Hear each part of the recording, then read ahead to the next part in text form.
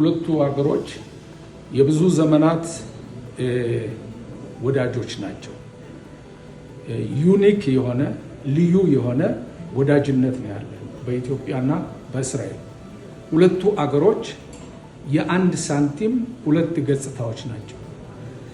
በሁሉም ሴክተር በሁሉም አቅጣጫ በሁለቱ አገሮች መካከል ላይ ከፍተኛ የሆነ ትብብር አለ።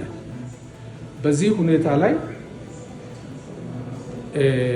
እንግዲህ በልማቱ በኩል በተለይ የእስራኤልን ቴክኖሎጂ ወደዚህ በማምጣት የእስራኤልን ተሞክሮ በኢትዮጵያ ውስጥ በማስፋፋት ኢትዮጵያ በያዘችው የማክሮ ኢኮኖሚክ ፖሊሲ መሰረት የዲጂት ሲስተም መሰረት እስራኤል እና ኢትዮጵያ በሁለቱ ግንኙነት ላይ ኢትዮጵያ በቅርቡ የአፍሪካ የኢኮኖሚ መሪ አገር ትሆናለች ብዬ አምናለሁ። ለዚህም ትብብራችን እጅግ በጣም የበዛ ነው።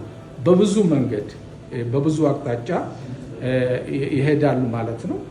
በትምህርቱ፣ በጤናው፣ በእርሻ ልማቱ፣ በደህንነቱ በዚህ ሁሉ ላይ ከፍተኛ የሆነ ትብብር አለን። የበለጠም እንዲኖር ደግሞ ተግተን እየሰራን ነው ያለን። ይህ ሁኔታ ወሳኝ ነው። ሁለቱም ሀገሮች የስትራቴጂክ ትብብርን የሚያስፈልጋቸው የጂኦፖለቲካውን ሁኔታ በጋራ የሚመለከቱ አገሮች ናቸው። ሁለቱም አገሮች አንዱ ለአንዱ አስፈላጊና ደጋፊ ተደጋጋፊ የሆነ ሁኔታ ነው ያለው።